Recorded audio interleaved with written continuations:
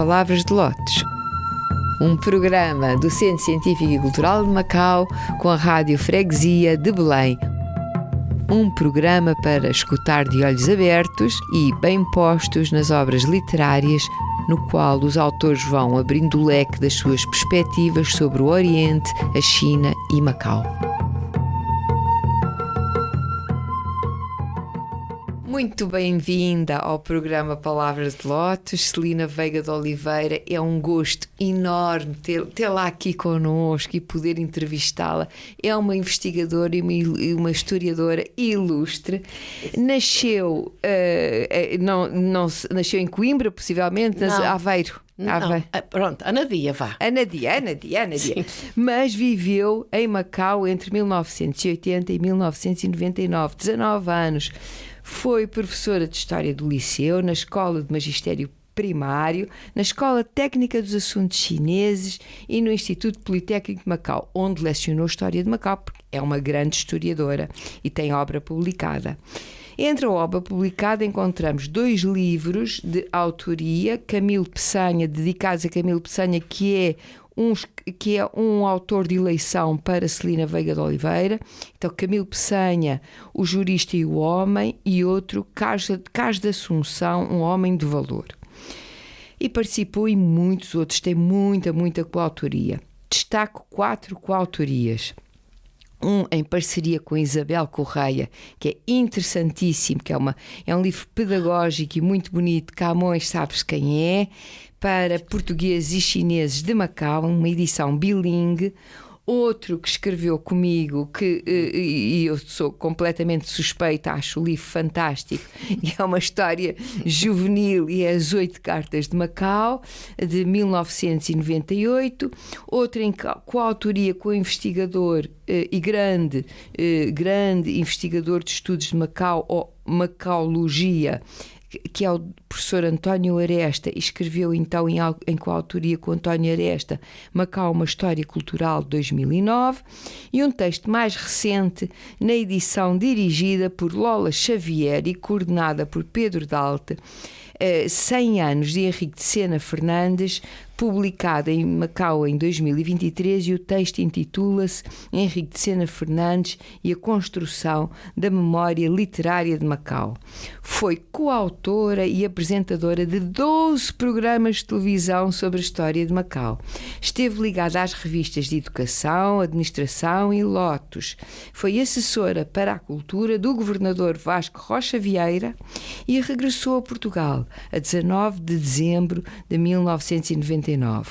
Recebeu a comenda da Ordem de Santiago e Espada pelo Presidente da República Portuguesa e a Medalha de Mérito Cultural pelo Governo de Macau, em Portugal.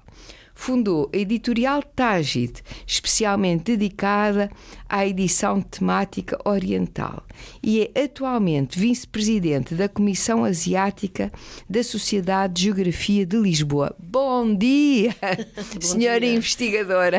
E eu não disse tudo. Da sua experiência, ou da tua experiência, vais-me permitir que te trate por tu, porque nos conhecemos há muito tempo, sim, não é?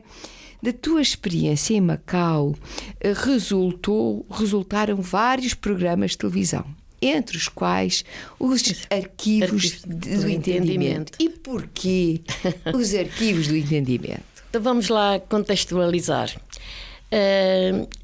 Os arquivos do entendimento tiveram origem na última década de administração portuguesa. Eu era professora de História de Macau no Instituto Politécnico, já referiste, onde também dava aulas o nosso amigo António Aresta, e eu sentia que a televisão de Macau, a TDM, que toda a gente conhece e tu conheces também, que ainda existe, tinha bons programas culturais, mas faltava qualquer coisa que registasse os mais de 4 séculos de presença portuguesa no Oriente, em Macau. E andei com aquilo a magicar muito na minha cabeça. E resolvi falar com o Sr. Governador, pedir-lhe uma audiência. Vasco Rocha Vieira. Falar com o Sr. Governador, que era o último Governador de Macau, e já agora que uma vez que falas nisso, que me parece e não devo estar muito errada, que dentro do renque daquele leque todo de governadores que Macau teve, portugueses em Macau, nós fechamos de facto com chave de ouro. Foi um grande governador e vai ficar na história, não só pela célebre fotografia da Time com a bandeira ao peito, mas por aquilo que ele foi capaz de fazer e que se enquadra naquilo que nós vamos falar. O entendimento, a diplomacia que ele sempre mostrou ser capaz de levar uma herança pesadíssima, que foi exatamente os anos da transição e o nosso relacionamento com a China. Ele foi, de facto, uma figura exemplar, nem sempre devidamente apreciada. Mas o Centro Científico e Cultural de Macau deve-se a ele, a concepção do Centro Científico e Cultural de Macau, bem como a Fundação Jorge Álvares, que é mecenas do Centro Científico e Cultural de Macau. Então, além do Aeroporto Internacional de Macau. Então vamos lá, senão a gente começa a falar dele e esquece do resto. Ora bem, eu pedi-lhe audiência e fui falar, e pronto, e ele recebeu-me e eu expliquei-lhe, a dizer-lhe que estávamos em 1993, mais ou menos, a dizer que eu achava que se poderia fazer em Macau um programa de televisão que fosse de facto a visão portuguesa, mas uma visão portuguesa que não era fazer laudatória para nós, não, o mais neutral possível, o mais... também não era orientalista, nem era contra... Não, exatamente, nada. Portanto, ele apanhou imediatamente a sugestão e disse, faça já. E é por isso que este livro se chama Arquivos do Entendimento? É, já lá vamos. E então, eu gosto de trabalhar com outras pessoas. Claro, com quem é que eu já tinha mais ou menos sido sondado, tinha sondado esta ideia com o nosso comum amigo, Dr. António Aresta, que era meu colega no Instituto Politécnico de Macau, e que era para juntar à minha intenção histórica qualquer coisa de filosofia, de cultura, que ele é, para mim, e nos tempos que correm, é o maior expoente que a gente tem, não é? O António Aresta, que já sabia, claro que sim. Fizemos isto tudo em conjunto. Então, o que é que são os arquivos do entendimento?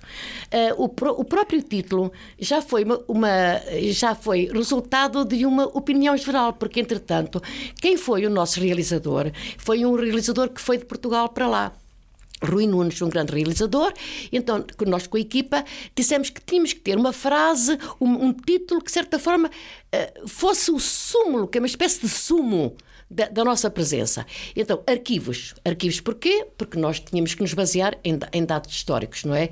Entendimento, porque, claro, que nunca foram lisos nem brandos os anos que nós lá passámos. Houve conflitos, naturalmente. Mas, tirando um ou outro um bocadinho mais complicado, sempre foi possível haver uma certa corrente de entendimento e de diplomacia que, infelizmente, nos dias de hoje e na situação mundial que nós vivemos, não existe. Quer dizer, por acaso hoje nós estamos a celebrar a história dos reféns, graças aos céus, não é? Etc. Mas hoje é um grande dia. Hoje é um grande dia. Não em todos os campos. Não é? E precisamos muito de diplomacia e de entendimento. Então ficou Arquivos do Entendimento. Então, o que é isto? Portanto, começou por ser um projeto televisivo. Como? Dividido em 4 grandes temas. O primeiro tema, as ideias. O segundo tema, os contrastes. Já explico. O terceiro tema, o poder. O quarto tema, diplomacia e entendimentos.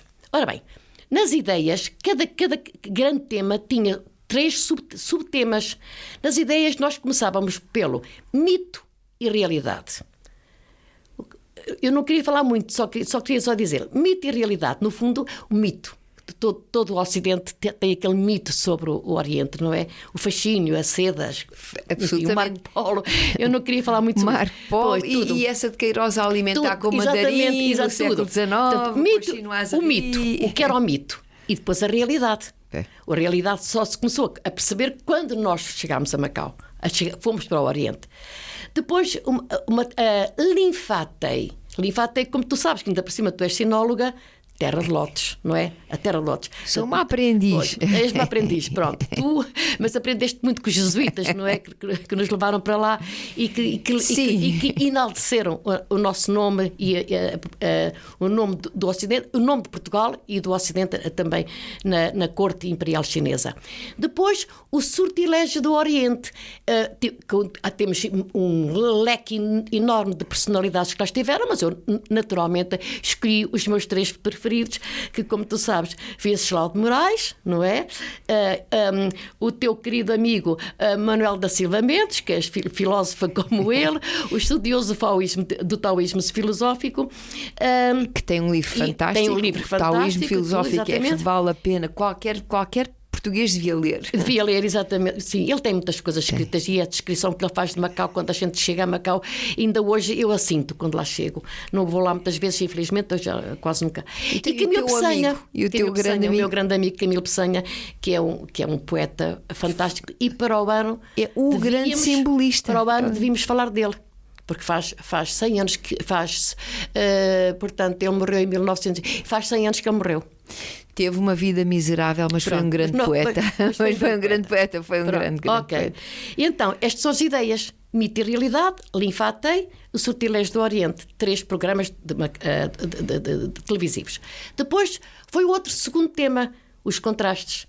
A cidade cristã e a cidade chinesa. Que é uma coisa interessantíssima. Como é que num pedacinho de terra tão pequeno, numa penínsulazinha que agora está mais alargada. Está mais alargada. Está com 32 km quadrados, ou coisa que o vai. É quase o dobro do que tinha exatamente, no início. 16, acho que é à volta de 16. Portanto,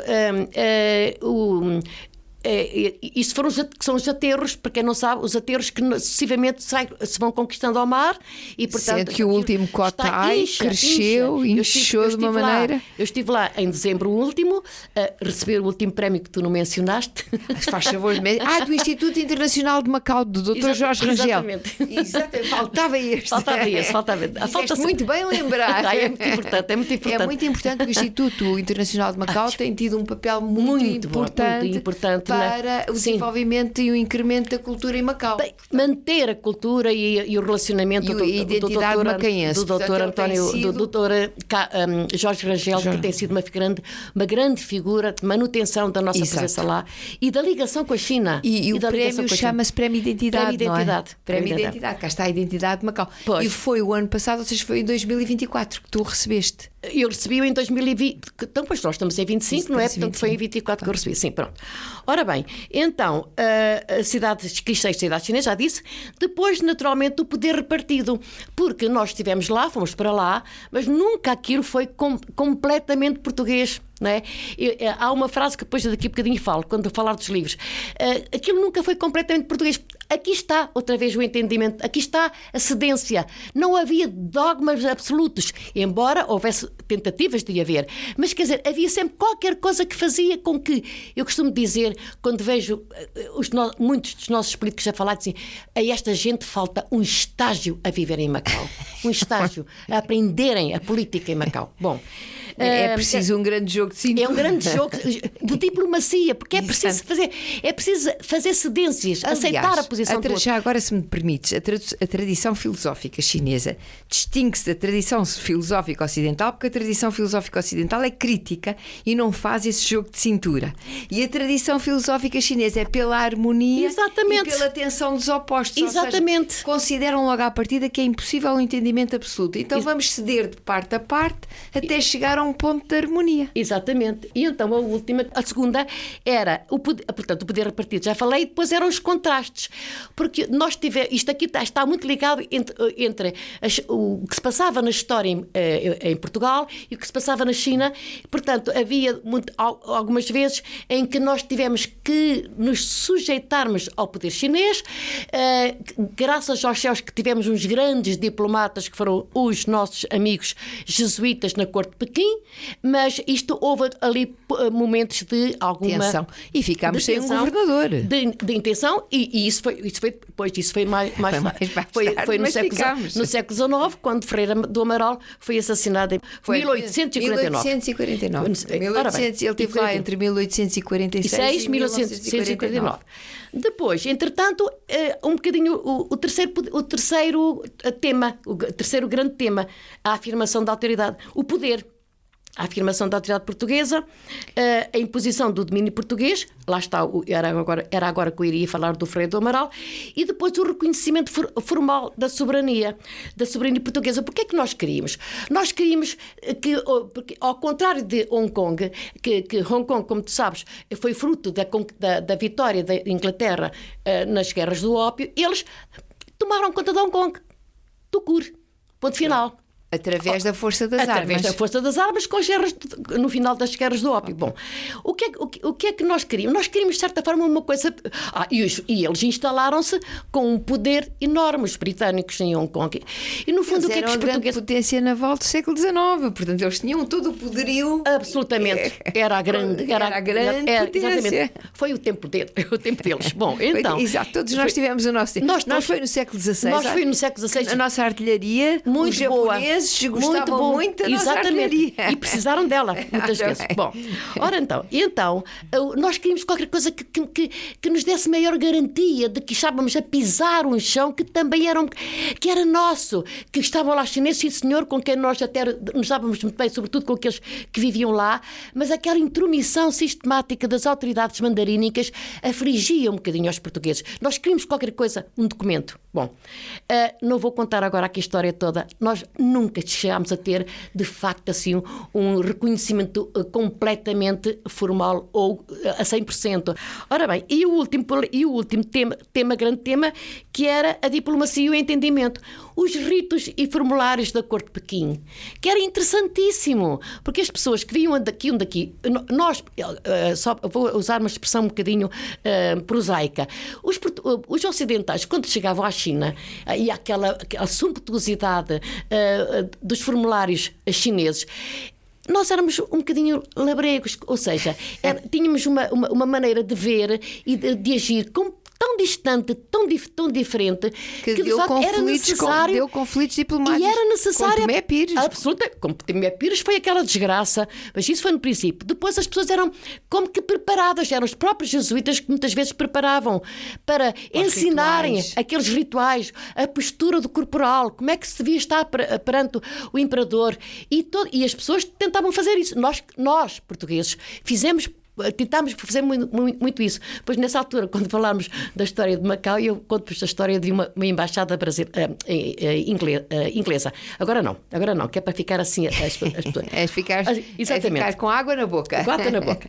E, portanto, e a seguir falámos, o outro tema do programa era as grandes embaixadas, em que falámos naturalmente das embaixadas do Tomé Pires e do Manuel de Saldanha, etc. E depois acabámos com uma que se chama Uma Folha de Nós ao Oriente. E essa folha de Nós ao Oriente, eu tenho aqui um pedacinho... E eu gostava que tu lesses. É o encontro, embora Fernando Pessoa nunca tenha estado no Oriente nem em Macau, é o encontro que não podes ler talvez só um bocadinho resumidamente. Então eu vou só ler o que eu tenho aqui, porque é muito grande. Vou ler pouco, isso. Porque depois eu quero ler aquilo o pequenino, que foi uma coisa simbólica. O último programa de História de Macau é muito simbólico. Um texto, para certa forma, dar a entender às pessoas qual era o nosso intuito. Então, eu leio um bocadinho só, que diz assim: uma folha de mim lança para o norte, outra folha de mim lança para o sul. Outra folha minha atira ao ocidente e as outras, o resto de mim, atira ao oriente. Ao oriente de onde vem tudo, o dia e a fé. Ao oriente pomposo e fanático e quente. Ao oriente excessivo que eu nunca verei. Ao oriente budista, bramânico, sintoísta. Ao oriente que tudo o que nós não temos, que tudo o que nós não somos. É mesmo? E isto ainda nem está completo. E ele nunca lá esteve, mas ele apanhou com o gênio que era. Bem, ele era um gênio. Apanhou completamente E eu o vou ter espírito aqui uma coisa de complementaridade Ocidente-Oriente. Muito pequenina, que foi aquilo que rematou esses 12 programas. Que eu disse assim, que eu falei na televisão assim: a história de Macau, contada ao longo destes episódios, teve como atores principais os portugueses. Apesar do esforço de objetividade e de isenção que nos norteou, acredita-se hoje que toda a descrição histórica é irremediavelmente produto de uma pré-compreensão do historiador. Tu e eu temos essa formação, sabemos disso, não é? Mas apesar do esforço que o investigador português também faz para a interpretação objetiva do passado histórico de Macau, as referências e as visões que o povoam são, acima de tudo, portuguesas. Isso é inevitável. É inevitável. É intersubjetividade. É subjetividade a trabalhar na história. Pronto. E então eu lancei um desafio, que era um desafio que era uma edificação de uma história comum, uma história intercultural, uma interhistória, intercâmbio de fontes, convergência de olhares e de interpretações. E isto depois, os 12 programas de História de Macau, deram origem a este livro, que é do António Aresta e meu. Não é? Pronto. Esta coautoria. E sim. Depois, passado uma década depois, vais também escrever em coautoria Macau, uma história cultural. Não é bem escrever, é reescrever.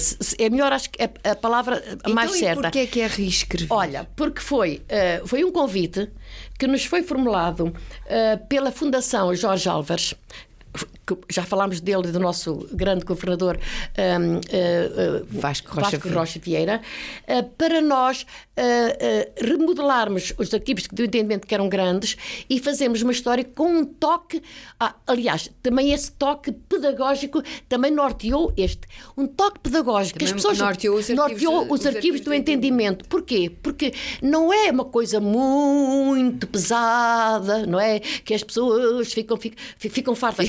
Era para ser uma coisa marfanhada. Exato. Era qualquer coisa com um toque pedagógico de grande intensidade. Mas eu posso dizer que eu li de fio a pavio Macau, uma história cultural, e lê-se muito bem, muito depressa, e fica-se com uma ideia perfeita da história de Macau, até chega com a ideia que Macau foi a primeira democracia ocidental, de estilo ocidental no Oriente, até essa ideia ficar. O Almarim de Lessa diz isso, como tu sabes, naquele livro que ele tem sobre o Leal Sedado. Pronto, a história de Lessa. Uma democracia à maneira grega, portanto. Absolutamente. À maneira antiga, em que só os homens da cidade é que votavam, não é? E elegiam entre os seus pares. E então, porquê é que apareceu? Então, nós, o Aresta e eu, nós reformulámos, portanto, não ficou este livro grande, foi uma coisa mais pequenina, mais para ser distribuída, e quem fez foi uma editorial inquérito. Nós só tratámos da parte do conteúdo. Depois, quem fez foi a Fundação Jorge Álvares. Na Fundação Jorge Álvares venderam muito bem esse livro. Olha, até te vou contar uma história. Eu estava interessada em saber que tipo de aceitação é que isto tinha. E o nosso comum amigo, Dr. Rui Soares Santos, disse-me: estão a vender com pãezinhos quentes. Não é uma maravilha a expressão. Estão a vender com pãezinhos quentes. E eu fiquei contente, naturalmente. Ora bem, então, este livro porquê que apareceu?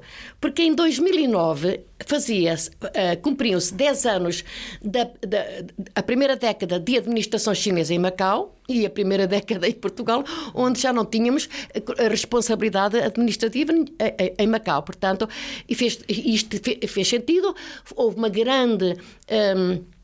como é que dizer? Cerimónia? Agora, sim, cerimónia, está bem dito, na Gulbenkian, para celebrar esses tais 10 anos, e este livro saiu nessa circunstância, portanto. E aqui está a história cultural.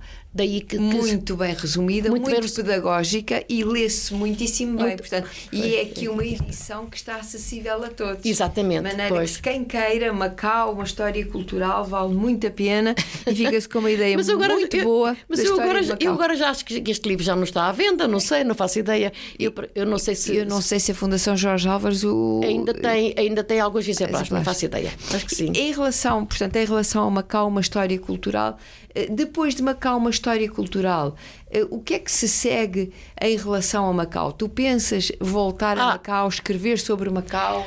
Sim, pronto, mas isso tu já referiste no princípio, não vale a pena estar a falar mais dessas coisas. Depois eu fico envergonhada com tantos elogios. A professora Ana Cristina é fantástica a fazer a descrição das pessoas, porque enaltece-as muito. Bom, eu tive... merecidos. Elogios merecidos. Nós fazemos um trio, de facto, porque o Dr. António Areste e a doutora Ana Cristina Alves são de filosofia, eu sou de história, mas todos gostamos ao mesmo tempo das duas coisas, embora eles saibam mais de história do que eu de filosofia. Mas damos-nos todos muito bem. Damos-nos todos muito bem e gostamos muito de trabalhar nestes assuntos. Ora bem, então agora, desculpa, mas a questão era saber, e para futuro? Então, como é que eu me vou resolver aqui? Estou longe de Macau. É bom dizer que os anos mais felizes da minha vida foram aqueles que eu passei em Macau. 19 anos de Macau. Quase 20. Foi quase 20 anos que eu estive lá. Eu vim, porque nos últimos anos de Macau fui assessora cultural do governador. E então eu vim com ele. Portanto, no dia 19 de dezembro, 5 minutos depois da meia-noite, saímos de lá e viemos para Portugal. Pronto, e aqui Cheguei aqui um bocadinho, 20 anos depois. O que é que tu sentiste? Ainda sentes alguma distância? Senti que fui a completar o meu tempo de serviço para o Liceu Dom João de Castro, ao pé da minha casa. Senti, não foi completamente feliz, embora já sabes que eu tenho... Mas tu tens fama de ser uma grande professora. Não é isso, eu adapto-me facilmente, mas não gostei achei que havia muita coisa na educação que eu comecei a não gostar os tanto. Os meninos não é à chinesa. Não, mas eu nunca tive problemas desses, porque eu sempre, eu tanto me rio como faço cara má. Não, eu nunca tive problema, graças aos céus, nunca tive. Havia coisas que eu de facto já não vamos para aí, vamos falar de coisas boas, não é? E então, para eu ficar ligada a Macau, eu criei a editorial Tágide.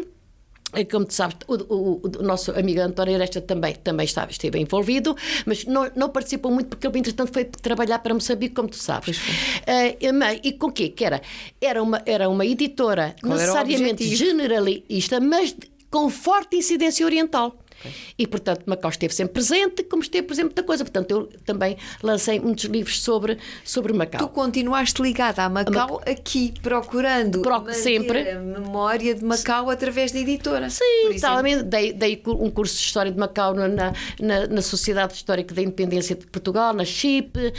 Continuas na Sociedade de Geografia de Lisboa. Sim. Estás como vice-presidente da Comissão Asiática, portanto é o tema. É o tema, exatamente. Continuas sempre ligada ao Oriente. Ao Oriente e estou sempre ligada a Macau e é quando eu faço qualquer coisa, quando tu me solicitas para fazer alguma coisa nas conversas sábias do Centro Científico e Cultural tens participado muitíssimo bem, portanto sempre, um comentário, é sempre assim sempre com umas palestras muito interessantes, seja sobre Manuel da Silva Mendes, seja sobre António Aresta.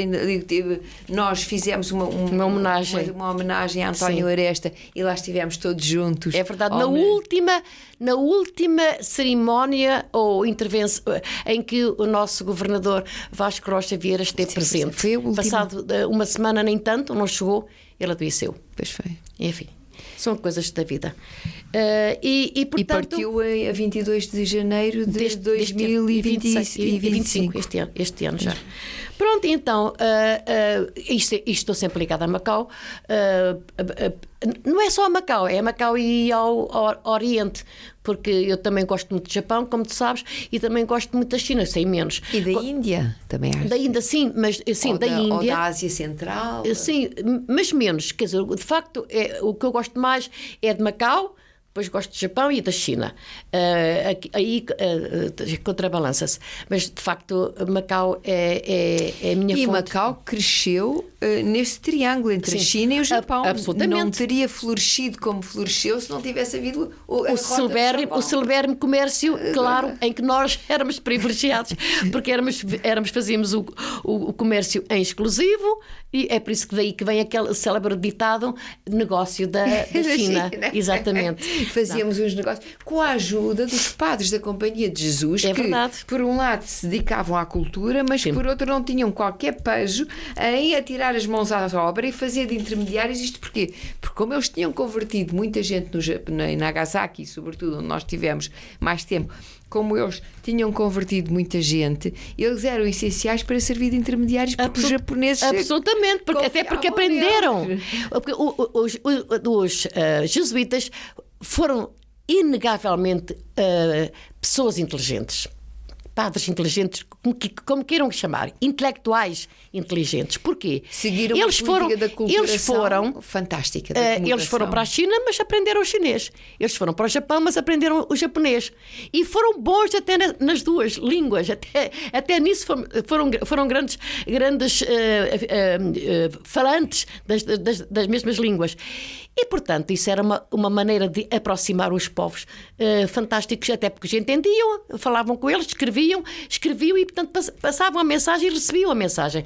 Portanto, foram grandes jesuítas, sobretudo os jesuítas não eram só portugueses, eram os jesuítas, italianos também, franceses, italianos, alemães também, espanhóis também. Muito grandes intérpretes, de facto, e de certa forma que nos ligaram, que tentaram compreender o Oriente, trazendo e mostraram essa compreensão aqui para o Ocidente, e nós ficámos a conhecer o Ocidente através daquilo que eles escreveram, mas também levaram muito daquilo que era o Ocidente para o Oriente. O que eles eram os verdadeiros filósofos. Eles eram os verdadeiros filósofos. Tinham a curiosidade filosófica de perceber o outro, tentar perceber e adaptar-se e acomodar-se. Por isso é que os políticos do Ocidente e deste mundo que hoje nos governa deviam ter cursos fantásticos, obrigatoriamente antes de serem políticos, uns cursos de cultura, de como é que se deve... Concordo. E de filosofia. E de filosofia da cultura. Filosofia da cultura, tudo. Cultura, em termos geral. Pronto. Exatamente. História, tudo, cultura. Eu acho... Porque falta muito, porque a política também faz parte da cultura. E os nossos políticos são alguns... Não é todos, claro, não é todos. Alguns são fantásticos, mas eu sinto que em relação ou então é porque estou a ficar mais velha e, portanto, tenho uma visão mais pessimista, mas eu acho que falta um bocadinho essa parte, a parte do entendimento, a parte da cultura, a parte da diplomacia. Pois. E de facto foi essa a grande lição que os jesuítas nos deixaram. Foi uma lição de acomodação que foi muito mal entendida até pelas outras ordens religiosas que as seguiram. Mas sabes porquê? Muito mal entendidos. Sabes porquê? Aquilo que nós dizemos, a dor de cotovelo, porque de facto eles tinham uma capacidade de comunicação. Era a cultura, cá está, era a cultura fantástica. E os outros prejudicaram-nos muito, e prejudicaram até, como tu sabes, a nossa presença na China. E aquela história dos ritos chineses, já agora vou só um bocadinho falar, posso só falar um bocadinho de história, mas depois acabo. Essa história dos ritos chineses, como tu sabes, só acabou em 1929. Como se estendeu? Estendeu-se por séculos. Porquê? Só com o Papa Pio XII. Disparate, espera aí. Papa... Sim, o Papa Pio... Vou confirmar aqui, mas foi o Papa Pio XII. Que termina a questão dos ritos. Aquele que esteve... Não foi aquele... O século XVIII foi o pior da questão dos ritos. Foi o século XVIII, com os Clementes todos, foram aqueles papas exatamente. todos. Foi terrível. Como é que chamava aquele Papa que a páginas tantas... Como é que chamava aquele Papa que era o Papa do tempo dos nossos pais? O Papa do tempo dos nossos da Segunda Guerra Mundial. Perguntas muito bem. Da Segunda Guerra Mundial. Será o Pio XII? Eu acho que agora será o Pio XII? Tenho medo de estar aqui a dizer algo mas tu já te vais lembrar e deixa-me só dizer algo que me parece muito importante. É que Macau justamente foi esse lugar de entendimento, e daí os arquivos do entendimento e esse nome do entendimento ser tão importante. Havia a tal cidade cristã, havia a tal cidade chinesa, e depois a capacidade que tiveram em Macau de se compreender sem se converterem inteiramente ao outro, mas acomodando-se aqui e ali, foi muito beneficiada pelo papel dos jesuítas e pela política de acomodação que foi seguida desde os primeiros, desde a fundação do Colégio de São Paulo em 1594. Exato. Com Valeriano, depois com Matteo Ricci a entrar na China, com Tricot, e a curiosidade que eles levam com eles, que depois se vai servir servir de exemplo até ao século XVIII, quando chega então um momento muito infeliz, que é denominado a questão dos ritos, e é extremamente infeliz porquê? Porque o Ocidente e o Papa, vários Papas Clementes de então, não entendem que para se estar na China é preciso realmente fazer essa política de acomodação, que em termos práticos significava deixar que os cristãos chineses fizessem o seu culto aos antepassados, porque o culto aos antepassados é a espinha dorsal da filosofia religiosa chinesa. E, portanto, eles não se importavam, eles até gostavam de ser cristãos, desde que pudessem fazer o culto aos antepassados.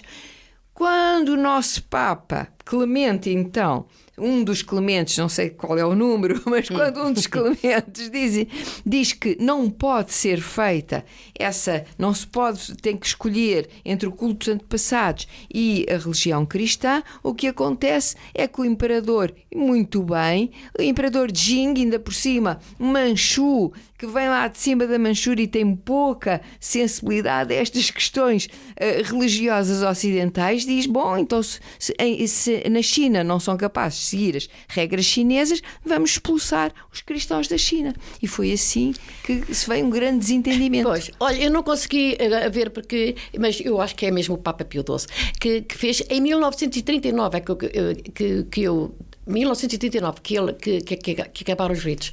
Mas enquanto estavas a falar, eu lembrei-me de qualquer coisa que agora me passou, que não me lembro.